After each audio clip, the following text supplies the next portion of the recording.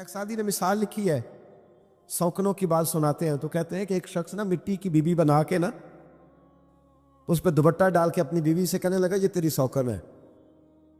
تو شام کو واپس گھر آیا تو اس نے مٹی کی عورت بھی ساری توڑ ڈالی تھی. یہ غصہ ہوتا ہے نا اپنے شریک پہ. مشرکین مکہ رسول کریم صلی اللہ علیہ وسلم کے بارے میں معاذ اللہ باتیں کرتے تھے تو حضور اللہ کے دیے ہوئے علم سے انہیں جان لیا کرتے تھے. ایک دن وہ باتیں کر رہے تھے تو باتیں کرتے کرتے نا مشرکین مکہ نے عجیب بات کر دی. نادان تھے نا، جانتے نہیں تھے، عجیب بات کر دی. کہنے لگے آہستہ بولو، کہیں محمد صلی اللہ علیہ وسلم کا رب سن نہ لے. آہستہ بولو، اونچی بات نہ کرو، کہیں مصطفیٰ کریم علیہ السلام کا خدا سن نہ لے. تو اللہ نے آیت نازل کر دی، فرمایا نادانو وَأَسِرُّوا قَوْلَكُمْ ابھی جہارو بھی. آہستہ بولو یا اونچا بولو. اور شارحین نے مفسرین نے لکھا ہے نہ بھی بولو، آہستہ بولو یا اونچا بولو یا بے شک تم کوئی بات زبان سے ادا نہ بھی کرو. اِنَّهُ عَلِيمٌ بِذَاتِ الصُّدُورِ، رب تو تمہارے دلوں کے حال جاننے والا ہے. اسے تو پتہ ہے تم نے سینے میں کیا چھپایا ہے، حسد چھپایا ہے کہ رشک چھپایا ہے، عداوت چھپائی ہے کہ محبت چھپائی ہے. اسے تو پتہ ہے، اسے خبر ہے. اس لیے کہ وہ نظر ہی تمہارے دل پہ رکھتا ہے، اسے پتہ ہے تمہارے اندر کیا ہے. ہم لوگوں نے نا اپنی سارے معاملات دنیا داروں سے، لوگوں سے، یاروں سے، دوستوں سے وابستہ کر لیے. ہمیں تعریف بھی بندوں سے چاہیے، ہمیں اچھے ہونے کا جو ڈگری ہے وہ بھی بندوں سے چاہیے. ہم بندے بڑے نیک ہیں یہ بھی لوگ کہیں تو پھر ہم مطمئن ہیں. ہم صحیح رستے پہ چل رہے ہیں یہ سند بھی بندوں سے چاہیے. ہر بات پر اعتماد خلق، ہر وقت لوگوں پر ہی دھیان، لوگوں پر ہی توجہ، لوگوں کے معاملات ہی ڈسکس کرنا. بھئی یہ تو تیرے ذمہ ہی نہیں. تجھے تو کہا گیا ہے کہ وَمَن يَتَوَکَّلْ عَلَى اللَّهِ، تو اپنے رب کی ذات پر بھروسہ کر. فَهُوَ حَسْبُ، وہ تیرے لیے دنیا میں بھی کافی ہو جائے گا، آخرت میں بھی کافی ہو جائے گا. وہ تیرے لیے کافی ہے تیرا رب رسول. تو اللہ رسول کی جانب توجہ کر. ہماری ساری معاملات بندوں کے ساتھ مطلب فلانے کو کیا مل رہا ہے، فلانا کدھر جا رہا ہے، فلانے کے پیسوں پہ میرا کتنا حق ہے، فلانا آگے نکل گیا، فلاں پیچھے رہ گیا، فلاں نے محبت سے نہیں دیکھا، فلاں نے یہ کر دیا. اب ساتھ چھوڑیں، یہ تو ہر وقت تو ذکر آپ کو اللہ کا کرنا تھا. یا ایھا الذین آمنوا اذکروا اللہ ذکرا کثیرا وسبحوہ بکرۃ واسیلا. یہ جو آپ ہر وقت بندے بندے کر رہے ہیں یہ تو آپ کو حکم ہی نہیں ہے. آپ نے تو ہر وقت اللہ اللہ کرنی تھی. تو جو کام کرنے کا تھا وہ چھوڑ دیا، جو نہیں کرنا چاہیے تھا اس پہ بحث شروع کر دی.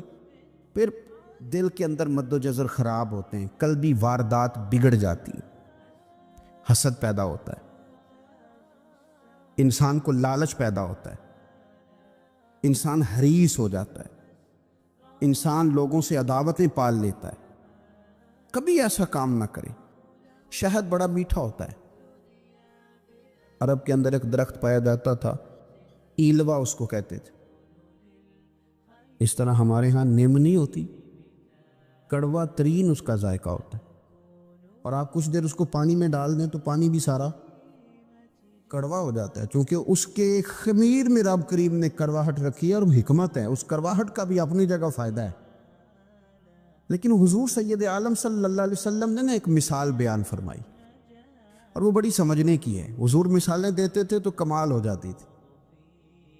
بڑے سے بڑا ان پڑھ بندہ بھی اس کی روح تک بات اتر جاتی تھی. کریم محبوب علیہ السلام فرمانے لگے کہ اگر ایلوا درخت کے کچھ ٹکڑے شہد میں ڈال دیے جائیں نا تو شہد سے زیادہ میٹھی چیز کوئی نہیں ہوتی. تو حضور فرماتے ہیں کہ وہ ایلوا کا درخت جو ہے وہ شہد کو بھی بگاڑ دیتا ہے، اس میں کرواہٹ پیدا کر دیتا ہے. حالانکہ وہ بڑا میٹھا تھا، اپنی جگہ اس کی مٹھاس میں کوئی کسی قسم کی کمی نہیں تھی، لیکن وہ ایلوا کے درخت نے اسے بگاڑ دیا. اللہ کے محبوب فرماتے ہیں جس طرح ایلوا کا درخت شہد کو تباہ کر دیتا ہے نا، اس طرح حسد آدمی کے ایمان کو تباہ کر دیتا ہے۔ ایمان بڑی میٹھی چیز ہے، بڑی حسین چیز ہے، لیکن جب حسد آ گیا نا، حسد ہے کیا؟ حسد بندوں سے نہیں ہوتا، یہ سمجھ لیں۔ حسد کا مطلب، حسد کی لغوی تعریف یہ ہے کہ یہ سمجھ لینا کہ یا اللہ اسے نہیں دینا چاہیے تھا، مجھے دینا چاہیے، یہ تعریف ہے۔ تو حسد ہوتا کس سے ہے؟ حسد دراصل بندے پہ نہیں کیا جاتا۔ حسد کا معنی یہ ہے کہ آپ اللہ کی تقسیم پر اعتراض کر رہے ہیں۔ آپ کا کہنا یہ ہے کہ یا اللہ یہ تقسیم ٹھیک نہیں ہوئی، معاذ اللہ، یہ ادھر چلا گیا، یہ تو ادھر آنے والی چیز تھی۔ تو یہ آپ نے ڈائریکٹ جو مقابلہ شروع کیا، معاذ اللہ، یہ تو آپ نے اللہ کی تقسیم کے ساتھ شروع کر دی۔ تو پھر دل میں بگاڑ آتا ہے، پھر انسان ٹوٹ پھوٹ کا شکار ہوتا ہے، پھر وہ کمزور پڑ جاتا ہے، پھر وہ ایسی باتیں کرتا ہے جو اس کے منصب کے مطابق نہیں ہوتی، کچی بات کرتا ہے، کمزور بات۔ اللہ بہتر جانتے ہیں کون سی چیز اس نے کہاں رکھنی ہے۔ رب کی حکمت پر اور اس کی دی ہوئی توفیق پر راضی رہنا ایمان کا تقاضا ہے، لیکن ہمیں تو چاہیے تقسیم اپنی مرضی کی۔ ادھر کیوں چلا گیا، ادھر آنا چاہیے تھا؟ بھئی آپ کو یہ کس نے حق دیا ہے؟ مالک نے جو چاہا، جب چاہا، جہاں چاہا اپنے فضل سے عطا فرمایا۔ حسد، اور پھر اس کے اگر کوئی حسد نہیں کرتا تو لالچ شروع کر دیتا ہے۔ وہ کہتا ہے کہ یہ جو اس کا مال ہے اس میں میرا بھی حق تھا، یہ تو مجھے ملنا چاہیے تھا۔ آپ یقین کریں کہ بندے بندوں سے کم پیار کرتے ہیں، جیبوں سے زیادہ پیار کرتے ہیں۔ اس بندے کو تو کوئی نقصان نہیں جس کے ساتھ آپ نے تعلق رکھا ہوا ہے جیب کا، لیکن آپ بڑے کمزور ہو گئے۔ آپ جب لالچ کر لیا، نفسانیت میں آ گئے تو آپ کمزور پڑ گئے۔ آپ نے مطلب کیا، آپ کا کیا خیال تھا کہ رب کی بارگاہ سے کوئی کم ملنے والا تھا جو بندوں پہ اتنی توجہ کر لی؟ حضرت بہلول دانا رحمۃ اللہ علیہ نے کیا خوبصورت انداز ہے، رب کریم کے بندوں کی باتیں اللہ کے لشکروں میں سے لشکر۔ کیا سوچ تھی، کیا نظریہ تھا، کیوں یہ لوگ اتنے مضبوط تھے؟ فکری طور پر مضبوط تھے، فکری طور پر۔ ہارون رشید حج کر کے واپس آ رہا ہے، حضرت بہلول دانا راستے میں بیٹھے ہیں، ملاقات ہو گئی۔ کہنے لگا حضور کوئی حکم ہو تو بتائیے گا۔ فرمانے لگے کوئی نہیں، تو جا اپنا کام کر۔ بادشاہ یا کسی کو کارڈ مل جائے تو وہ لوگوں کو دکھاتا پھرتا ہے، وزیر صاحب نے خود دیا ہے۔ بادشاہ وقت خود کہہ رہا حضرت کوئی حکم ہو تو؟ فرمایا نہیں، اللہ خیر کرے گا۔ تو کہنے لگا حضور میں نے سنا ہے آپ مقروض ہیں، تو بتا ہی دیتے۔ تو آپ مسکرا کے فرمانے لگے تیرا کیا خیال ہے بھلا؟ کہنے لگے حضور کس بابت؟ فرمانے لگے تیرا کیا خیال ہے کہ اللہ ہارون رشید کو دے گا اور بہلول دانا کو بھول جائے گا؟ تیرا کیا خیال ہے؟ رب کریم ہارون رشید کو تو دیتا جائے گا اور بہلول دانا کو بھول جائے گا؟ بادشاہ کہتا ہے کہ میں چکرائے گیا کہ بھلا اس سوال کا کیا جواب ہے؟ تو میں نے کہا حضور رب تو بھولنے سے پاک ہے، وہ تو کسی کو نہیں بھولتا، اسے نہ اونگ آتی ہے نہ نیند آتی ہے۔ تو فرمانے لگے جا پھر اپنا کام کر، جب مناسب سمجھے گا تو بہلول کو بھی قرضے سے نجات عطا کاری دے گا۔ تو جا اپنی ڈیوٹی کر، وہ جب چاہے گا نا تو میرے قرضے دور۔ تو کیا سمجھتا ہے کہ تجھے یاد رکھے گا، مجھے بھول جائے گا؟ یہ کیسے ہو سکتا ہے؟ او یار ادھر دیکھ، میری بات سن۔ او بھائی، وہ تیرا میرا رب ہے، یہ ہو سکتا ہے کہ امیروں کو دے دے اور تیرے جیسے میرے جیسے غریبوں کو وہ بھول جائے؟ یہ ہو سکتا ہے؟ تو کیوں لوگوں کی جیبوں پہ توجہ، لوگوں کی جیبوں پہ نظریں، فلانے کے پاس آ گیا تو میں رہ گیا، مطلب کس لیے؟ ہمارا رب کسی کو بھولتا نہیں ہے، کسی شخص کو وہ میرا مالک اپنے فضل سے نظر انداز نہیں کرتا، وہ سب کو نوازتا ہے، لیکن اس کی حکمت کے تقاضوں کا انتظار کرنا مسلمان کی شان ہے۔ کبھی کسی حسد میں کبھی کرنا ہو تو رشک کریں، مزہ آئے گا۔ اور یہ رشک کرنے کا نا، رشک کا معنی کیا ہے؟ حسد کا معنی یا اللہ اسے نہیں دینا چاہیے تھا، مجھے دینا چاہیے تھا، اور رشک کا معنی یا اللہ تو نے دیا ہے، کیا بات ہے، اسے دیا تو کیا بات، اگر تو نے دیا تو مالک جچا بھی ہے، اگر تو نے دیا ہے تو نظر بھی آیا ہے۔ اگر تو نے دیا ہے تو پھر کیا بات ہے، کمال ہو گئی، وہ نظر آ رہا ہے۔ اور یا اللہ اسے دیا ہے تو میں بھی تیرا بندہ ہوں، اسے بھی اور دے اور مجھے بھی عطا فرما۔ یہ رشک ہے، رشک کا نا حضور نے حکم دیا ہے، نبی پاک نے رشک کا۔ ہمارا یہ مسئلہ ہے کہ ہم نا جو کرنے والا کام ہے وہ نہیں کرتے، رشک کریں۔ بخاری مسلم میں حدیث ہے، نبی پاک صلی اللہ علیہ وسلم نے فرمایا 2 بندوں پر رشک کرو۔ کہو کیا بات، رشک کرو 2 بندوں۔ یا رسول اللہ کون کون سے؟ فرمایا ایک وہ مالدار جسے اللہ دولت دے اور وہ صبح بھی رب کے رستے میں خیرات کرے اور شام بھی رب کے رستے میں خیرات کرے، یہ قابل رشک ہے۔ کہو تیری کیا بات ہے بھائی، کیا تجھے اللہ نے نوازا ہے، اور اس پر رشک کرو، کوئی اللہ اسے اور دے تاکہ یہ تیرے بندوں پہ اور احسار کرے اور تیرے بندوں پہ سخاوت کرے، اور اللہ اس کے فعل تصدق ہمیں بھی عطا فرما۔ اور حضور فرماتے ہیں ایک مالدار پر جو صبح و شام سخاوت کرے، اور ایک اس عالم پر جسے اللہ قرآن کا علم دے، وہ صبح بھی لوگوں کو قرآن مجید کے ترجمے تفسیریں قرآن کے درس سکھائے اور شام بھی لوگوں کو قرآن مجید کے درس عطا فرمائے۔ اس پر رشک کرو، کہو کیا بات ہے یار تیری، تجھے اللہ نے کتنا نوازا۔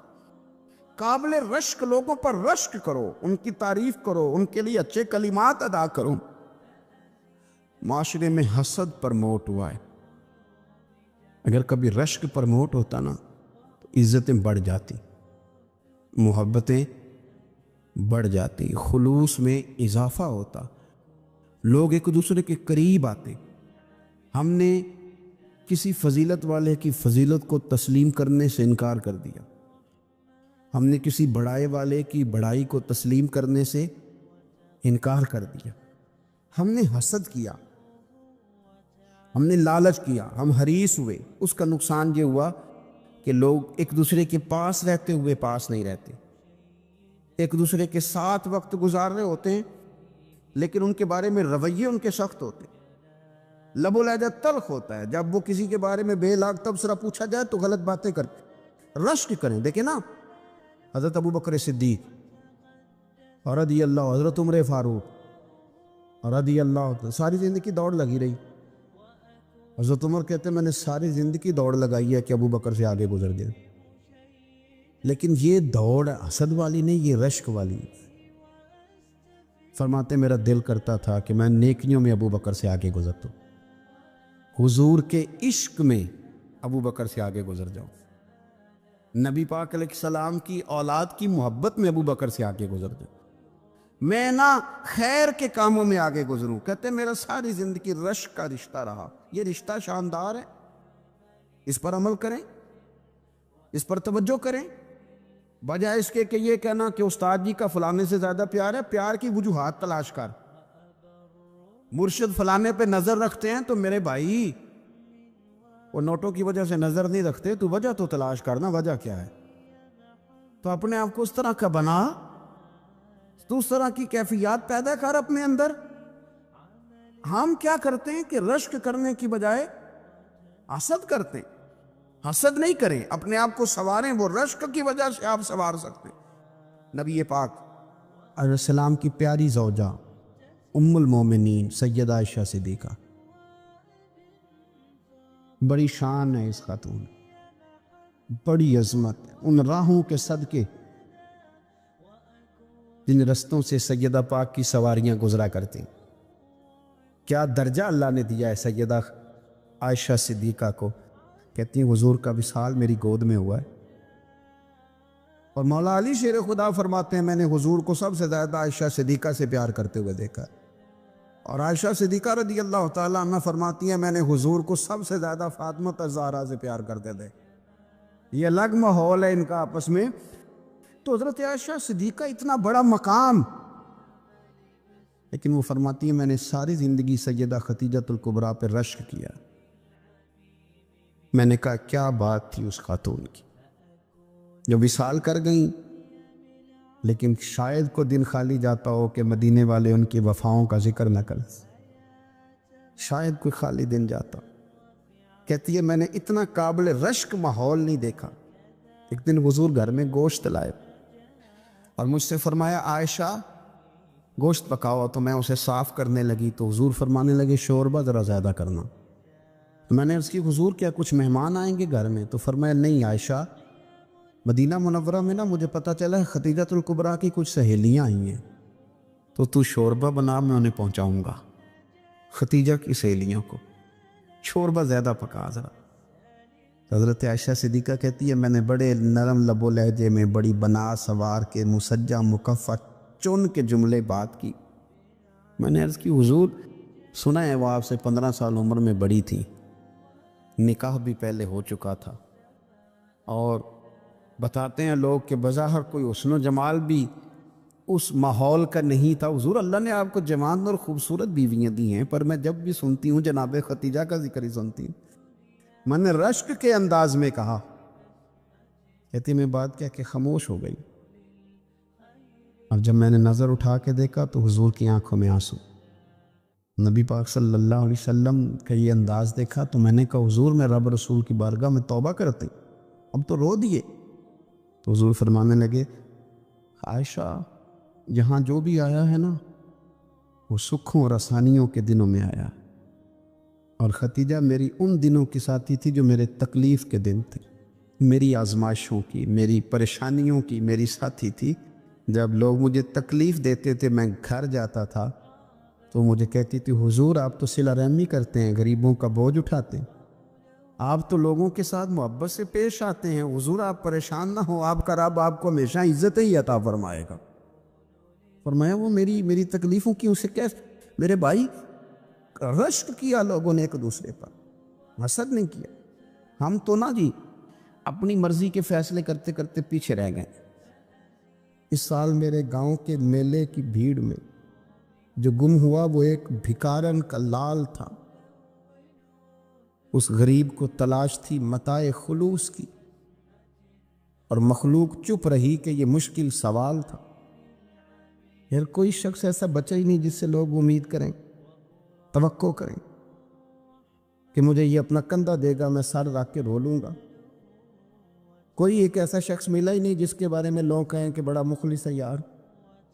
اتنی بڑی میرے محبوب کی امت، ہر حکومت غلط، ہر شخص غلط، ہر بندہ برا، ہر جماعت بری، اللہ کی رضا کے لیے کچھ لوگوں کے لیے فروغ محبت کا بھی فریضہ سر انجام دے۔ کیسے لوگوں کو یہ بات سمجھائی جائے؟ حضرت ابو ادریس خولانی رضی اللہ تعالیٰ عنہ تابعی ہیں، حافظ منذری نے الترغیب و ترہیب میں لکھا ہے، فرماتے ہیں کہ حضرت ابو ادریس خولانی کہ میں دمشق کی جامع مسجد میں گیا تو میں نے ایک چمکدار چہرے والا، سیاہ داڑھی والا، چمکتے دانتوں والا خوبصورت نوجوان نبی پاک کی حدیثیں بیان کرتا دیکھا۔ اس کے چاروں جانب حضور کے غلام بیٹھے تھے۔ میں نے ایک شخص سے کہا یار بڑا حسین چہرہ ہے، بڑا ہی خوبصورت انداز ہے، کون ہے بندہ؟ انہوں نے کہا آپ نہیں جانتے، یہ صحابی رسول حضرت معاذ ابن جبل ہے رضی اللہ تعالی عنہ۔ حضرت معاذ ابن جبل کا انتقال بھی کچھ 40 سال کی عمر سے پہلے ہو گیا تھا، لیکن ان پر حضور کا اعتماد اتنا تھا کہ حضور نے اپنی حیات ظاہرہ میں گورنر بنایا انہیں صوبے۔ چمکدار دانت، حدیثیں بیان کر رہے ہیں۔ حضرت ابو ادریس خولانی رضی اللہ تعالیٰ عنہ کہتے ہیں رش بڑا تھا، میرے دل میں خواہش ہوئی کہ آج تو لوگ زیادہ ہیں، کل آؤں گا ملاقات کروں گا۔ کہتے ہیں اگلے دن میں اپنی طرف سے سب سے پہلے گیا، پر حضرت معاذ ابن جبل تو مجھ سے پہلے مسجد میں موجود تھے، اور وہ نفل پڑھ رہے تھے، اللہ اللہ کر رہے تھے۔ تو میں نے ان کے ساتھ سلام لی، فرمانے لگے کیسے آئے ہو؟ تو میں نے کہا حضور کل آپ کو دیکھا ہے، آپ کی باتیں سنی ہیں، تو گویا آپ کا تو چہرہ ساری رات میری آنکھوں کے سامنے رہا، تو میں تو سویرے زیارت کی غرض سے حاضر ہوا ہوں۔ اللہ کی رضا کے لیے مجھے آپ اچھے لگیں، اللہ کی رضا کے لیے۔ کوئی بندہ ایسا بھی تو ہو نا، کوئی غریب، کوئی مسکین، کوئی عالم، کوئی صوفی، کوئی درویش، کوئی ذاتی تعلق نہ ہو، تعلق کیا ہو؟ اللہ کے لیے۔ آپ مجھے اچھے لگیں، حضرت سیدنا معاذ ابن جبل فرمانے لگے واقعہ ہی ایسا ہی ہے؟ عرض کی حضور بالکل ایسا ہی ہے۔ تو فرماتے میں نے چادر لی ہوئی تھی، حضرت معاذ ابن جبل نے میری چادر کو پکڑ کے کھینچا، فرمایا پکی بات کر یار۔ میں نے کہا حضور پکی کر رہا ہوں۔ تو فرمانے لگے سن، پھر میں نے نبی کریم سے سنا ہے، رسول کریم علیہ السلام نے فرمایا جو دو بندے رب کی رضا کے لیے پیار کرتے آپس میں، اللہ ان دونوں سے محبت فرماتا ہے۔ سن پھر اس کو یاد رکھنا، اللہ ان دونوں سے محبت کرتا ہے۔ حضرت ابو ادریس خولانی سے کوئی پوچھتا تھا نا کہ دنیا میں جانا ہے تو سرمایہ کیا ہے، تو فرماتے تھے یہ جو میں نے چادر لی ہوئی ہے نا، اس چادر کے اندر میرا وجود ہے، اور وجود کے اندر میرا دل ہے، اور دل کے اندر میں نے حضرت معاذ ابن جبل کو رکھا ہوا ہے، میں نے وہاں ان کا ٹھکانہ بنایا ہوا ہے، وہاں ان کا ٹھکانہ ہے۔ یہ دور نکتہ چی ہے، کہیں چھپ کے بیٹھ جا، اور جس دل میں تو مکی ہے وہیں چھپ کے بیٹھ جا۔ اقبال کہتے ہیں جس دل میں تو مکی ہے وہیں چھپ کے بیٹھ جا۔ دوستو، رسول اللہ صلی اللہ علیہ وسلم کے غلاموں نے مالک کی رضا کے لیے لوگوں سے پیار، فروغ محبت میں کردار ادا کی، اور بہترین کردار۔ آپ اپنی زندگی میں کچھ چیزیں ایسی بنائیں جن میں فقط اللہ کی رضا کے لیے محبت، خالق کی رضا کے لیے پیار، خالق کی رضا۔ آپ یقین کریں اگر تھوڑا تھوڑا کر کے ہم اس محبت کو فروغ دیں نا اپنے دلوں میں، تو بہت سارے بادل چھٹیں گے۔ ہم نے نا وہ تیزی سے دولت کو، لالچ کو، میں اکثر کہتا ہوں کہ میاں بیوی کا جو رشتہ ہوتا ہے نا، اس کو اللہ پاک نے نا قرآن پاک میں اپنی نشانیوں میں سے ایک نشانی قرار دیا ہے۔ ان دونوں کی وجہ سے گھر چلنا ہے، بچوں کی پرورش ہونی ہے، نظام زندگی۔ آپ گھر سکون کے لیے جاتے ہیں، اطمینان کے لیے۔ آپ اپنے گھر کے اندر جیسے بھی ہوں، آپ کہتے ہیں یہاں مجھے کوئی پریشانی، یہ میرا اپنا بیڈ ہے، اپنا بستر ہے۔ لیکن اگر اسی رشتے میں جب آپ بیج بوئیں تو سب سے پہلے دولت کا بوئیں۔ اگر لڑکے والے یہ لالچ کرتے ہیں نا لڑکی کیا لے کے آئے گی، تو لڑکی والوں کا بھی لالچ ہوتا ہے کہ لڑکا کماتا کیا ہے، ان کو بھی پتا ہوتا ہے کہ کتنے پیسے لاتا ہے، کیا کمائی ہے، کتنا کچھ جھاڑو پھیر لیتا ہے۔ آپ نے جب بنیاد یہ رکھی، مجھے دیانتداری سے بتانا کہ پورا نیک ہو، پورا شریف ہو، پورا پرہیزگار ہو، لیکن دولت صحیح نہ کماتا ہو تو رشتہ آسانی سے ہو جاتا ہے۔ وہ بس سارا کچھ ٹھیک ہے، چلو کمائی تھوڑی سی کم ہے، وہ مشکل سے گزارا ہوگا، وہ کہتے ہیں نہیں جی نہیں، بھوکے تو نہیں نہ مرنا۔ کیوں؟ ہم نے اس کے اندر جب دولت کو شامل کر لیا، آ گئی دولت، تب جس رشتے کی بنیادی دولت پہ ہوگی وہاں آپ وفا تلاش کریں گے، وہاں ہم خلوص تلاش کریں گے، وہاں ہم للہیت تلاش کریں گے۔ اللہ کرے ہو جائے، لیکن وہ ہمارے مائنڈ سیٹ میں یہ بات ہوتی ہے کہ یہ جو معاملہ ہے یہ گڑبڑ ہے۔ اگر رضائے الہی مقصود ہو، اگر اللہ کی رضا مقصود ہو، حضرت فاطمہ بنت قیس ایک صحابیہ تھی، انہیں طلاق ہو گئی، ان کے لیے دو رشتے آئے، ایک حضرت عبد الرحمن ابن عوف کا مالدار ترین آدمی تھے، اور ایک حضور کے غلام تھے، وہ بڑے غریب تھے، مسکین تھے۔ ان کے والدین کی خواہش تھی کہ عبد الرحمن ابن عوف سے شادی ہو جائے، وہ بھی تو بڑے نیک ہیں، پارسا ہیں، عشرہ مبشرہ ہیں۔ حضرت فاطمہ بنت قیس نے کسی بندے کی ڈیوٹی لگائی، کہنے لگی پتہ کرو نبی پاک کی رضا کیا ہے، حضور کی رضا کدھر ہے؟ تو پتہ چلا حضور کی خواہش غریب کی طرف ہے۔ تو وہ خاتون اپنے ماں باپ کو کہنے لگی میرا نا اس غریب سے رشتہ کرا دو۔ انہوں نے کہا پتر، بیٹیوں کے بارے میں ماں باپ بڑے احساس ہوتے ہیں، ہم چاہتے ہیں کہ عبد الرحمن ابن عوف مالدار ہے تو وہ بھی تو نیک ہے نا، حضور نے دنیا میں جنت کی بشارت دی، اور ان کا بڑا اعزاز ہے، حضور نے ان کے پیچھے نماز پڑھی، بڑا مرتبہ، بڑا مقام والا صحابی ہے، وہ تو غریب آدمی ہے، اور پھر حضور نے حکم تو نہیں نہ دیا، خواہش کا اظہار کیا ہے۔ اس بی بی کے جملے بڑے شاندار ہیں، کہنے لگی آپ مجھے اللہ کی رضا کے لیے نا میرے نبی کے حوالے کر دیں، مجھے امید ہے اللہ رسول مجھے کبھی ضائع نہیں فرمائیں گے، مجھے حوالے کرے رسول کائنات. چھوڑیں کو ضروری ہے دنیا داری ہر طرف دیکھنا. کہیں کوئی کام ایسا نہیں تو ہونا جو محبت کے زور پہ ہو, جو محبت کے لیے ہو. کوئی ہمارے پاس بڑے سارے لوگ آتے ہیں اور ہم اس قابل بھی نہیں جتنے لوگ آ جاتے. میں صحیح کہہ رہا ہوں, بالکل کوئی حیثیت نہیں 1% بھی. جب پلٹ کے دیکھتے ہیں تو شرم آتی ہے کہ یار اتنی دور سے بندہ چل کے آ گئے, اس کو کیسے سمجھائیں, کس طرح کر کے. تو ایک آدھ دن پہلے ایک بزرگ آ گئے اور وہ اچھے صاف ستھرا ان کا مزاج تھا, بڑے شاندار. تو میں زیارت کے لیے ہوں, تو میں نے کہا زیارت شیارت والا تو کھاتا کوئی نہیں, چلو آپ آ گئے ہیں تو کوئی حکم کریں. تو کہنے لگے کوئی حکم نہیں, میں اللہ کی رضا کے لیے آیا ہوں. یہ کوئی تقریر نہیں تھی, ایک خطبہ نہیں تھا, نہ ان کے سامنے سپیکر تھا, نہ وہ شور کر رہے تھے, نہ وہ نعرے لگوا رہے تھے, نہ وہ ہاتھوں پہ ہاتھ مار رہے تھے. اور اس بندے نے کہا اللہ کی رضا کے لیے آؤں, تو وہ بھی رو پڑے تو میں بھی رو پڑا. ختم ہو گئی بات. اب بات کو سمجھیں, یہ اتنا تگڑا رشتہ ہے نا یار. کسی رشتے کے بیچ برادری ہوتی ہے, کسی رشتے کے بیچ خاندان ہوتا ہے, کسی رشتے کے بیچ قبیلہ ہوتا ہے, کسی رشتے کے بیچ رنگ نسل ہوتی. وہ کتنا تگڑا رشتہ ہے کہ دو بندوں کا رشتہ ہو, ایک بیچ میں خدا ہو, دوسرے محمد مصطفیٰ ہو. آپ کتنا اسے مضبوط رشتہ سمجھیں گے جس کے بیچ اللہ رسول ہو. اتنا تگڑا رشتہ, اتنا مضبوط تعلق, اتنی وسعت اس کے اندر. اللہ کی رضا کے لیے حضرت موسیٰ کلیم اللہ اعلیٰ نبینا علیہ الصلوۃ والسلام سے رب کریم نے فرمایا, کہا اے موسیٰ میری رضا کے لیے بھی کوئی کام کیا ہے؟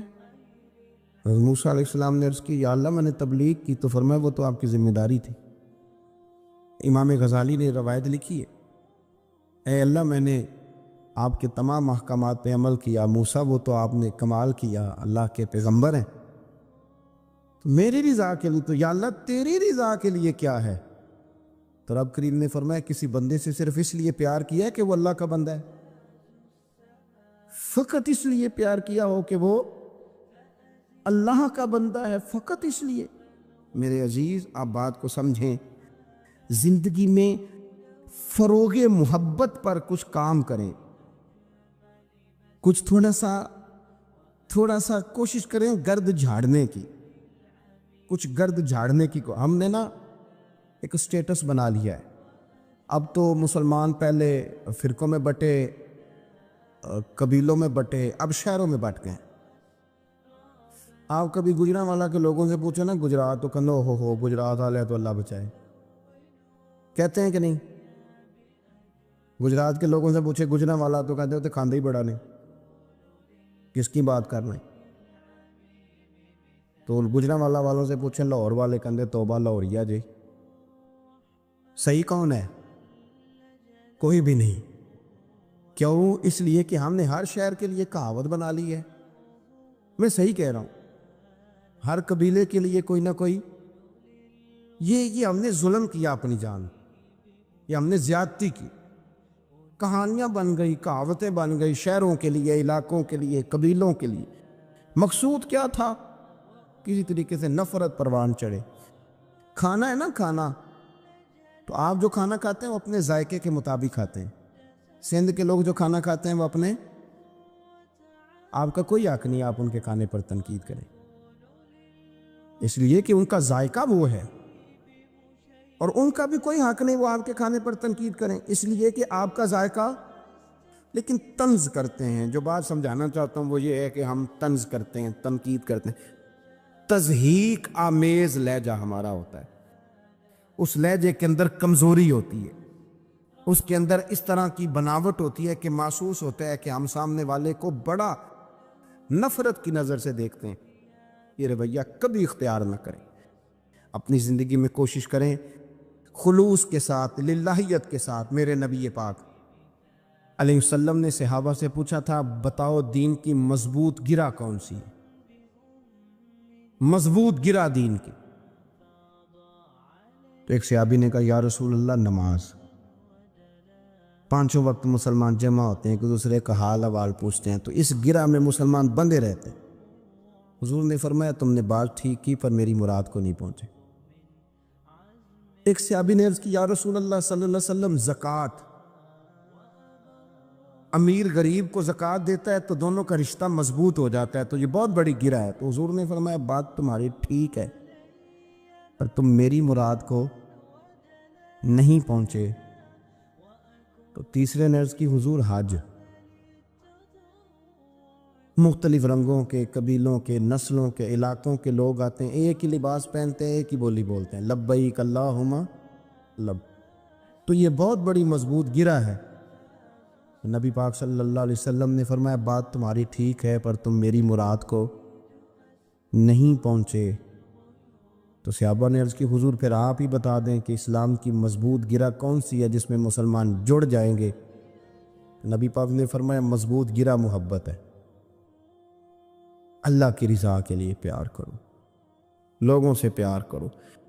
کوئی بندہ پھر تمہیں تلخ بھی ملے گا نا، تو تم چونکہ اس کے لیے نہیں کر رہے، اللہ کے لیے کر رہے، تو پھر تمہارے لیے سہنا بھی آسان ہو جائے گا، دیکھنا اور پرکھنا بھی آسان ہو جائے گا۔ رضائے الہی کی خاطر لوگوں کا پیار بخاری مسلم میں ہے۔ نبی پاک علیہ السلام نے فرمایا ایک شخص اپنی بستی سے چلا لمبے سفر پہ دوسری بستی جانے کے لیے، تو رستے میں فرشتہ ملا انسانی شکل میں۔ اس نے پوچھا کہاں جا رہے ہو؟ اس نے کہا اپنے بھائی سے ملنے جا رہا ہوں۔ فرشتہ پوچھنے لگا اس کا کوئی احسان ہے تمہارے اوپر، کوئی لین دین ہے؟ اس نے کہا نہیں۔ تو کہا پھر کیوں اتنا لمبا سفر کر رہے ہو؟ تو کہنے لگا یار میں اللہ کی رضا کے لیے اس سے پیار کرتا، اللہ کی رضا کے لیے، تو اس لیے جا رہا ہوں۔